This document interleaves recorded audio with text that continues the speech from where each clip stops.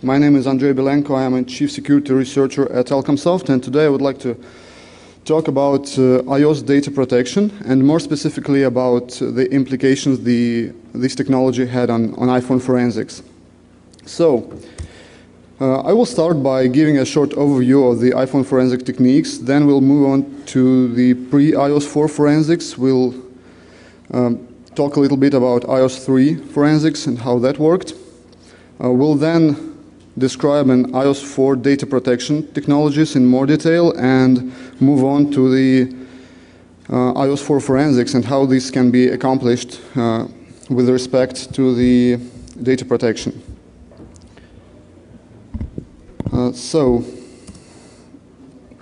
When it comes to computer forensics, there are traditionally three steps. The first one is acquisition, the second one is analysis, and the third one is reporting. And we will talk mostly about acquisition today. The goal of the acquisition is to acquire as much information from the device as possible. It doesn't matter what the device is it a computer or mobile device or something else. And we also would like to leave as little traces on the device as possible to make the evidence like forensically to be usable in court.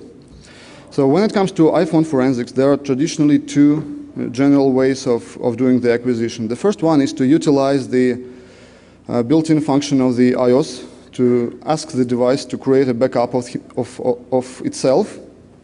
And this method is very good in the sense that it's very non-invasive. So it doesn't alter the device, so the device contents are not changed. It doesn't require any sort of hacking of the device. The downsides, however, are that the amount of information which is available with this way is very limited, and the exact information which is included in the backup depends on the particular version of the iOS the device is running, and it can be changed. For example, Apple can easily change the amount of information which is included in the backup in the upcoming iOS 5, for example. The second problem with the backup approach is that if the device is passcode protected, it will not create a backup. You just cannot ask the device if it's locked to create the backup. You need to unlock the device first. You have to know the passcode, or you have to get the so-called escrow keys from the computer. I will talk about this later. And the third major problem is that iOS device can be configured in such a way that it will produce encrypted backups. So you ask the device to create a backup of itself, it gives you an encrypted backup, and after that you need to run a password cracking attack on this backup, and this may be successful or it may not, so it depends. So the second general approach is to utilize some sort of boot time exploit to load custom RAM disk and custom kernel on the device and perform the physical or logical acquisition. The difference between physical and logical here is that physical acquisition obtains a raw disk image, so it's like running a DD on the iPhone. Basically it is running the DD on the iPhone.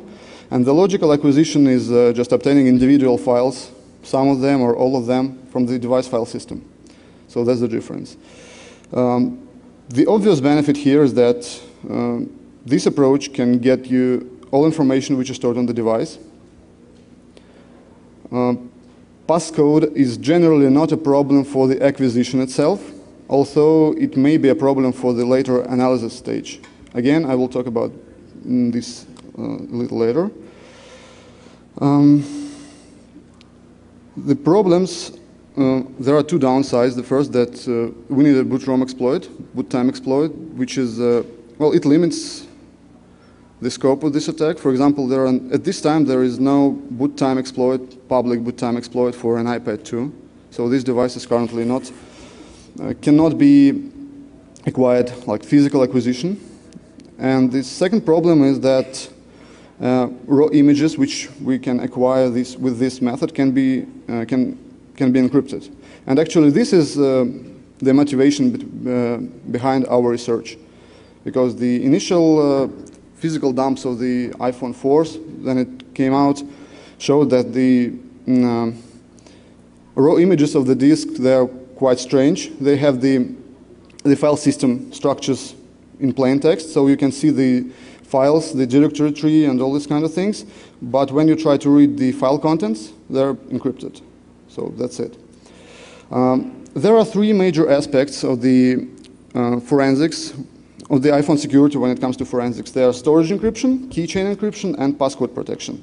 So in iOS 3, it was pretty easy, all of these parts, and I will start with this storage encryption. Well, first of all, before iPhone 3GS, there were no hardware encryption, so the storage was not encrypted on the devices, no matter what version of the iOS they are running. For example, the iPhone 3G, even if it's running iOS 4, there is no storage encryption. On the compatible devices with the hardware encryption running iOS 3, the data was actually encrypted, but the encryption was there not to provide data confidentiality, but it was to ensure that fast wipe is possible. So the data was encrypted and decrypted by the device automatically and transparently to the application. So it created no problems for logical or physical acquisitions. The keychain is a system-wide storage for secrets like passwords. On iOS 3, all items in the keychain were encrypted using the same key. The key is known as SecurityTube key or key 835 hex. The problem with this approach is that this device key, SecurityTube key, is fixed is constant for the lifetime of the device. So, in fact, since all the keychain items were encrypted using this key, it meant that all past, current, and future keychain items for the given device, they can be decrypted if you manage to get this key. This is not a very good thing to do. And the layout of the keychain item is shown on the screen. There is a random IV and data encrypted payload which contains the data itself, usually the password, along with the digest for integrity checks and padding. Another thing with iOS 3 is that device passcode is, if set, it was stored in the keychain. So if you manage to read the keychain contents, you can just recover the passcode instantly. And there were no additional protections with regard to the passcode besides the lock screen. So it was very artificial. So the iOS 4 introduced the thing which is called data protection, which is a set of security measures to protect data at rest. So there, with regard to the mobile forensics, there were three new things: the storage encryption, the iTunes backup, and keychain encryption. Those things were different in iOS 4. Well, the iTunes backup was not a big deal for forensics because starting day 0, there was a proprietary tools to deal with that. For storage, there were no tools until recently.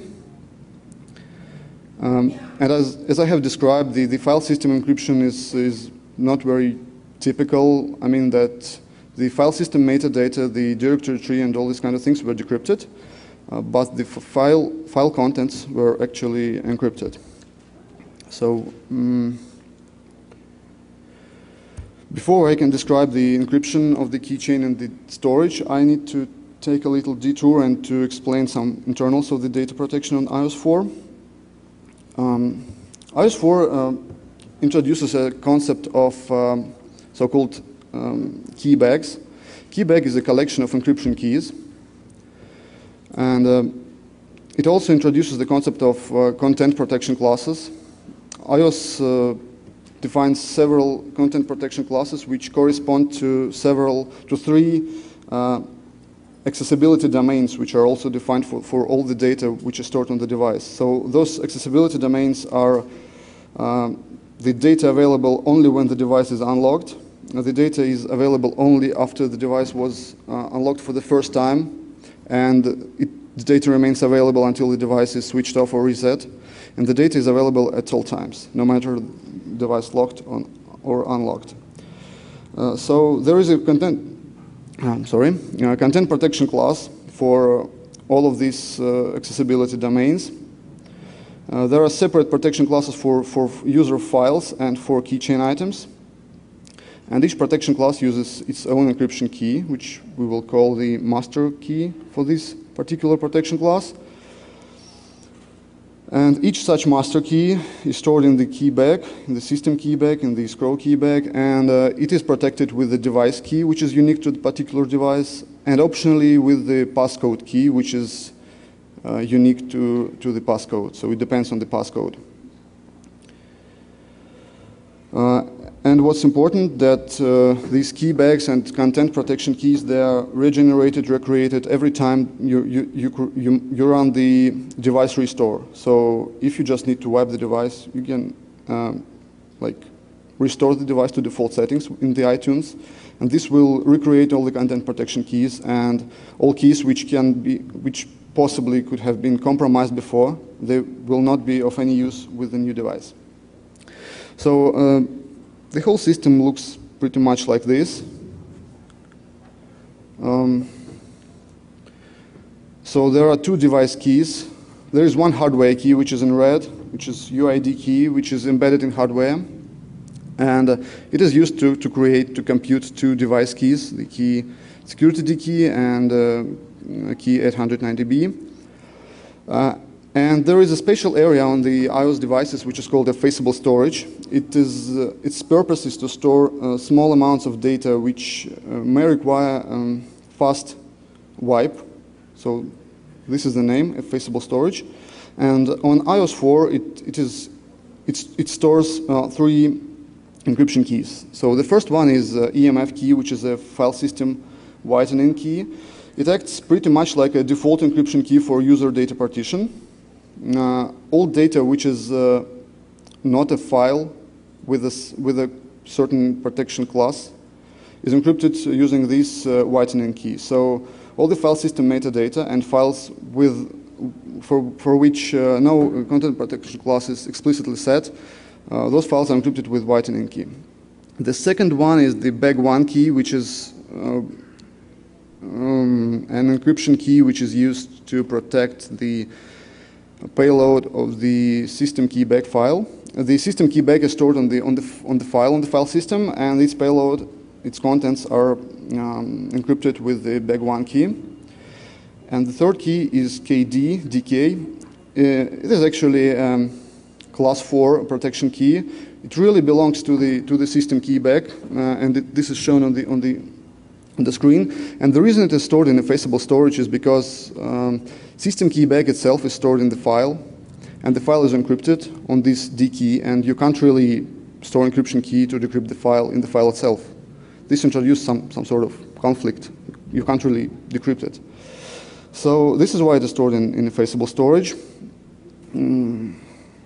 So the ultimate secrets which are required to decrypt all data on the device, I mean data belonging to all content protection classes, is a complete set of unlocked content protection keys.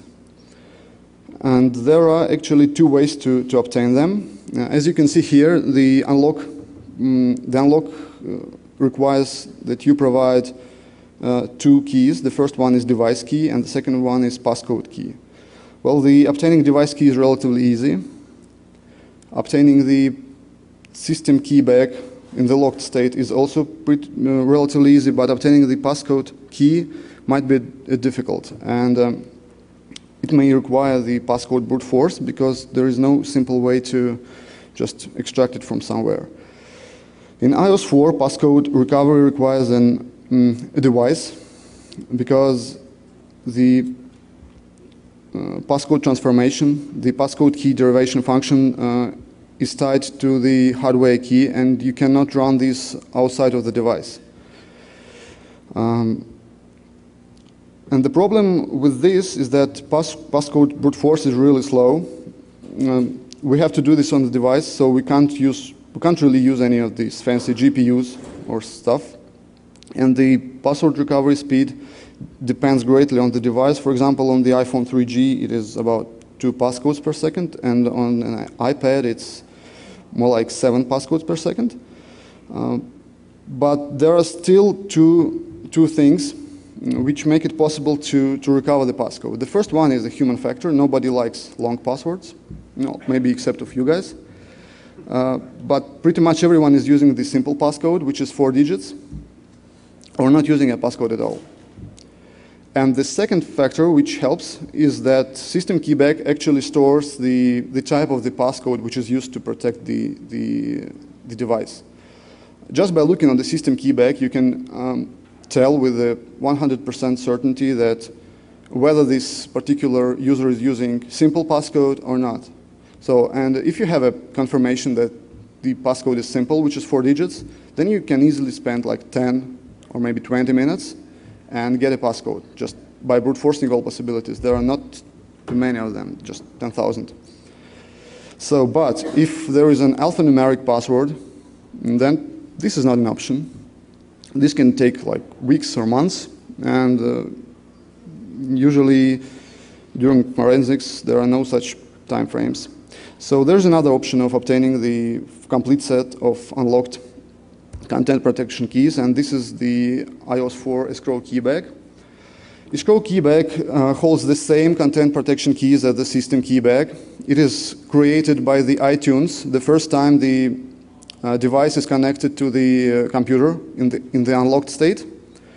The keyback itself is stored on the computer, on the PC or on Mac, and it is protected with a random 256-bit passcode, and the passcode is stored on the device. So there is a sort of, the keyback is stored on the computer and the passcode is stored on the device, and you still need the device to compute the escrow key to unlock this keyback. But if you have both the escrow keyback and the device, then you obviously don't need the passcode, and this is the good thing. So this was a sort of long introduction about the iOS 4 internals and iOS 4 data protection internals, and now we can move to the actual iOS 4 keychain and storage encryption. The keychain encryption provides 6 protection classes. They're parallel to the accessibility domains, accessible always, accessible after first unlock, and accessible only when unlocked. And it also provides 3 additional classes which are duplicates of those, but with this device-only suffix. And items with this suffix, they will not migrate to another device. So they're encrypted in a way that they cannot be decrypted on a different device other from the one created them. Each item is encrypted using a unique key. And this encryption key, which is specific to particular keychain item, is then protected with the master content protection key. And everything is stored in the keychain, which is this exploi 3 database. So there is it's no longer possible to extract one key from the device and get an ability to decrypt keychain contents for life for this device. The storage encryption, there are 2 documented protection classes, the protection known, which is accessible always, and protection complete, which is accessible only when unlocked. And for example, built-in mail application on the iPhone 4 uses the NS protection complete to protect the email databases, so they are only accessible when device is unlocked. File system metadata and files without any protection class are encrypted using a whitening key. Each file is encrypted on random key, unique key, and this key is then protected with the content protection key, and this protected key is stored in the extended attribute of that file. Now, this is the problem which we faced with the raw images. When you obtain a raw image of the disk and try to decrypt the files, you will get garbage. They will not decrypt. The problem is that when you read the block device, everything gets decrypted on the whitening key. So actually, to decrypt the file, you need first to encrypt it using the whitening key, and only then decrypt with the unique file key. So this is pretty much it. I have just to sum things up. iOS for forensics, it's no longer enough to acquire raw disk image of the device. You need also to extract the encryption keys from the device. And also, you might want to extract the whitening key from the effaceable storage. Now, you can theoretically, there are two approaches. You can theoretically extract only the green items, which are the unlocked keys and the whitening key. But in real world, it might be way better to extract the source data. I mean, the device keys, the passcode key, and the effaceable storage. This will give you more flexibility if something is wrong with the device or with the keys or something is damaged. So you can rerun the process of computing the keys and all these kind of things. And to conclude, with this research, the iPhone physical analysis is possible again. The problem is that such physical acquisition requires boot time exploit. Passcode is usually not a problem, either because it's not set, it's simple, or the scroll keys are available. And it's also worth mentioning that there are proprietary and open source tools are available, and there are independent research group at Sugeti who actually gave a very similar presentation somewhere in between our submission to BlackHat and the BlackHat. And they did all this research independently, and they actually maintain the open source repository for the same tools, and we provide proprietary tools. And thank you very much. Please turn in your completed feedback forms at the registration desks, and if you have any questions, if you want, we can run the questions? Okay. If you have any questions, you can ask them now. We have 5 minutes. Yep.